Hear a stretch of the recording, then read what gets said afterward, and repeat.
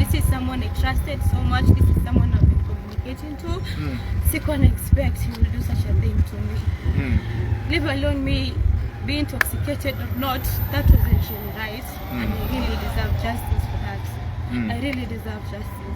Kenyans, please, naomba mnisaidie kupata James. Naomba mnisaidie kupata James, nipate justice. He did me bad. I cannot walk. Does your kid no access to the internet? No, for now he doesn't. Nilibidi nimemtoa shule kwanza because the embarrassment was so much. I had to leave to the coast. Yes. Na ndoni my friend alikuja kunitoa kwa nyumba when he tried to commit suicide. Ndio fanya nini hiyo ndio? I nilikuwa too traumatized. All this, it's really hard. It's really hard on me. It's really hard on me. And I'm sorry, Kenyans. I'm sorry to everyone who has seen this video. I'm sorry to anyone who has felt so disrespected by my actions. Kuna wale wanachukulia in a positive way na kuna wale wanachukulia in a negative way. Haikuwa makosa yangu kama haikuwa kupenda kwangu. Naomba tu msamehe. James, naomba ujitokeze. Stop sending your people to call me and tell me that you want to apologize and you want to pay me money. Stop sending your people to tell me to say it was all about content, because we both know it wasn't about content. This is something we've been talking. This is something that has been going on. So ni mtu mmekuwa na chat, mmekuwa mkiongea? Yes, I have all the screenshots and the conversations. Zenu na yeye? Yes. Na namba yake ya US? Yes, I also have his Kenyan number. Yes. Baadaye simu yako iko wapi ni confirm hiyo?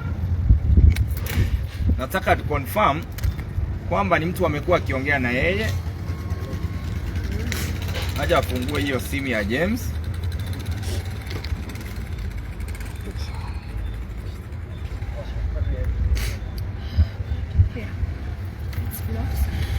Amekublock? No, it's me that blocked.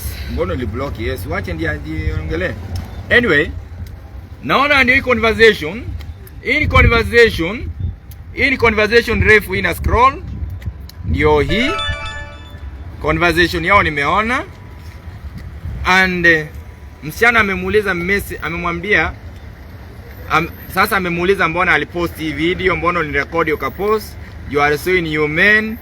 Sasa jamaa akamwambia but you came nini akianza kumwambia yeye ni girlfriend. Naona vitu yote iko hapa. Naomba wale ambao mnaweza kusaidia, kama mtaona huyo James mahali, msaidie msichana apate justice. Confirm ni mtu ana converse na yeye. Let's get justice for this young girl. She's suffering. She's traumatized. She's going through a lot. She's going through the pain. Ametrend kwa mtandao yote. Kuna wale wamemtusi, but ni vizuri mmesikia other side of the story. Jamali mnulia pombe akamlewesha, akampatia boda ambayo ilikuwa nyeupe, akamwambia sniff ati ndio pombe ipungue kwa mwili. Baada ya kusniff ikamharibia maisha, ikamfikisha mahali yupo. Kwa sasa ni hayo tu, na familia yao iko huko, kuna ndugu zake. Hebu njoo wale mmekuja kutoka Masailand. Huyo ni msichana, wengine walikuwa wanasema ati huyo ni Mkikuyu, Wakikuyu mmezoea. Huyo ni msichana wa Kimasai. Ni msichana wa Kimasai, na wale wametoka nyumbani ndugu zake ndio hao. Hebu ongea Kimasai. Unajua Kimasai? Hebu ongea Kimasai ndio watu wajue. Enda soba again. Enda soba. Anyway. So tuko hapa tumeandamana na Geoffrey Musiria. Tumekuja kuona kama tutasaidia dada yetu. Huyu msichana wetu kutoka Kajiado East. Huyu ni one of my people from Kajiado County. Mimi ni youth leader Kajiado County. So tumekuja tu kumsaidia kupata haki yake. She says alikuwa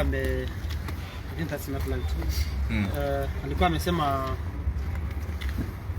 the video was recorded against her consent na ikatumwa kwa mtandao against her consent, na tumejaribu kufuatilia apate usaidizi na apate haki yake, because doesn't matter whether you went to the club on whichever method you were traced, at least it was not necessary for him to record and share her nudes.